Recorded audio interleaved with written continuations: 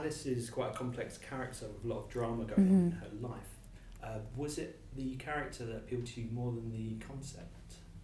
A bit of both, I think. The character has such an amazing journey and the concept is interesting. It's all, because there's so many possible explanations to what's happening, that it's so, the whole plot is bleeding into the character's psychology the whole time. So there's the psychological and the biological explanations for it. And then Alice constantly questioning whether her colleagues are mad or not. And so it's all this maze-like journey for Alice the whole time, trying to navigate what's actually happening, and this undertone of dread throughout the whole film and the script. So it's all together, really. What were the main challenges with bringing her to life on screen? Well, Jessica and I always had this open discourse, and we were constantly talking about what's going on with the character at this moment, because, as I said, it is a bit like a maze. Like, Alice has no idea what's happening at one point, and also all the characters behave super unpredictably. So it wasn't difficult because Jessica knew exactly what she wanted and how she saw the film. So we just had a good relationship where we could discuss it together, and we had lots of rehearsals as well. So you had a lot of time working with the other characters and preparing them? We did. I had a little time with Ben, and we rehearsed many of our early scenes and our physical fight, of course, and because that was very physical.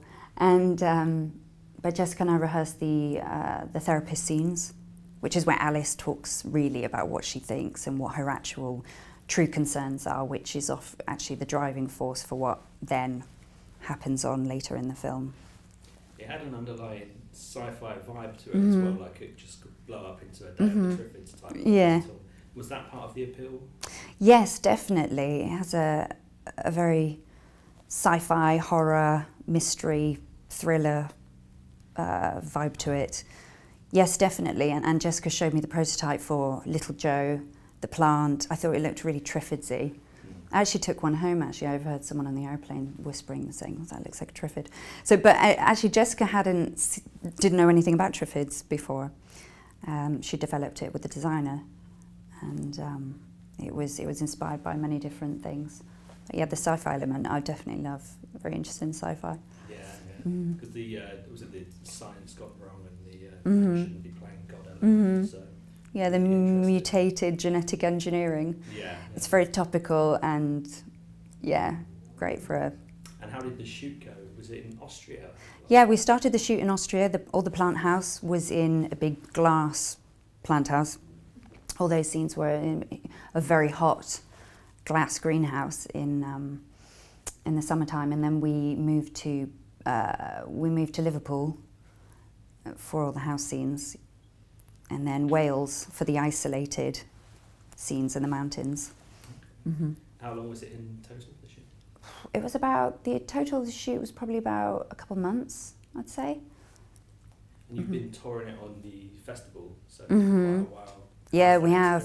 Yeah, it's been a really staggered release, so we've been talking about it for a couple of months now. It's been really fun. We've got to go to so many incredible places. We went to Singapore as well, and Singapore and Austria and New York, and yeah, it's been quite a journey. There were scenes that I found really interesting in the film where the camera tended to drift between characters mid-conversation. Yeah. Do you know what the purpose of? Well, Jessica explains it.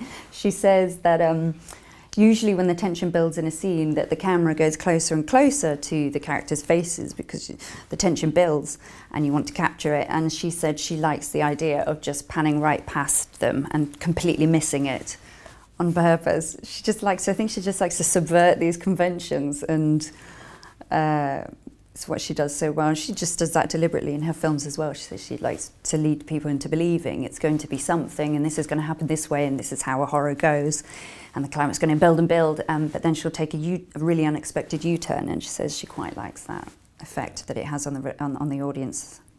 It was the subtle dread building as well. That was quite unnerving. But it was. But you don't quite know why. Yeah. It's this constant sort of simmering of dread, and then you can't logically quite work out why. Well, thank you very much. Well, thank you. It's really nice to meet you. Thank you. Ladies and gentlemen, you're watching Hey You Guys! Hey You Guys, huh? Hey You Guys. Is that from the Goonies? It is indeed, yeah. Nice. Hey You Guys!